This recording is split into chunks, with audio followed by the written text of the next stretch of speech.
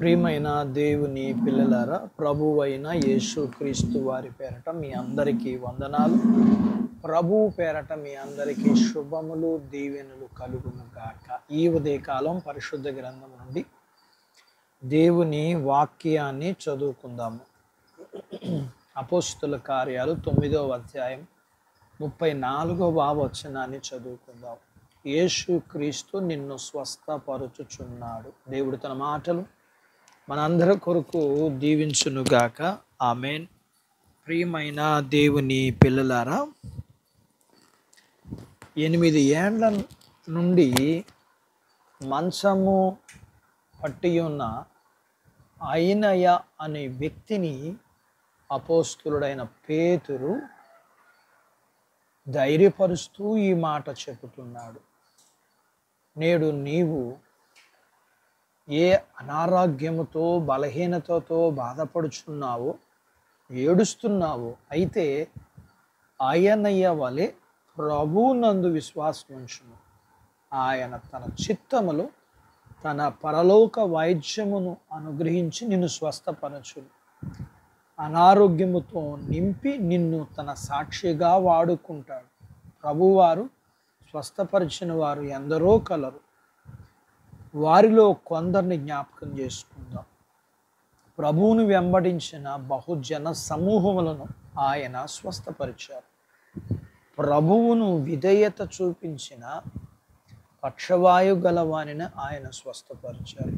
రోమీడైన శతాధిపతి ప్రభువారి దగ్గరికి వెళ్ళి, ప్రభువా, నా దాసుడు పక్షవాయువుతో మిగులు బాధపడుచున్నాడని అతన్ని బాగు చేయమని వేడుకున్నారు.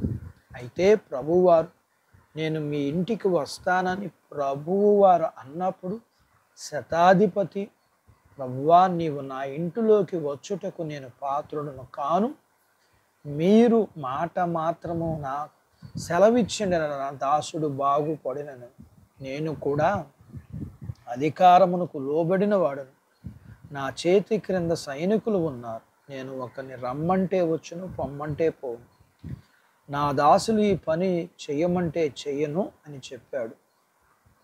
ప్రభువారు ఈ మాట విని ఆశ్చర్యపడి తనతో ఉన్నవారితో, ఇశ్రాయేలులో ఎవరికైనాను ఇంత విశ్వాసం ఉన్నట్టు చూడలేదని ఖచ్చితంగా చెప్పారు.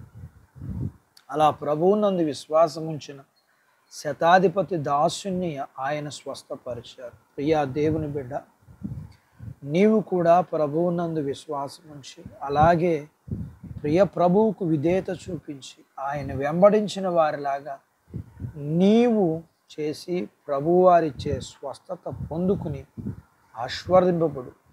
నిన్ను స్వస్థపరచు యెహోవాను నేనే అన్నారు ఆయన. అంతేకాదు, ఆయన పొందిన దెబ్బల చేత స్వస్థత కలుగుచున్నదని లేఖనం సెలవిస్తుంది. నీతిశూరుడైన ఆయన రెక్కల క్రింద మనకు ఆరోగ్యం కలదు. అట్టి బాధ్యత దేవుడు మనకు దయచేయును గాక. ఆమేన్.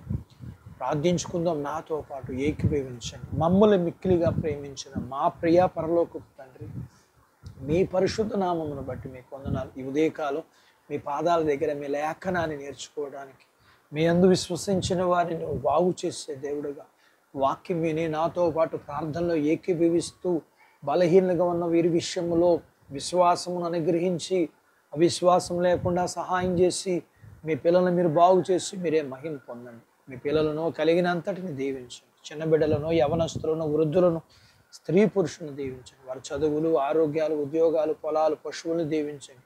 వివాహాలు కాని వారికి అవ్వడానికి, అయిన వారికి గర్భఫలమునిమ్మని, గర్భము కలిగిన వారికి సుఖమైన ప్రసూతిమ్మని, ప్రసూతి అయిన వారికి ఆరోగ్యం ఇమ్మని, మీ పిల్లలను కలిగినంతటిని మీరు దీవించి ఆశీర్వదించమని యేసు ప్రభు వారి పేరట స్తుతించి ప్రార్థించి అడిగినవన్నీ పొందుకుని ఉన్నాము తండ్రి.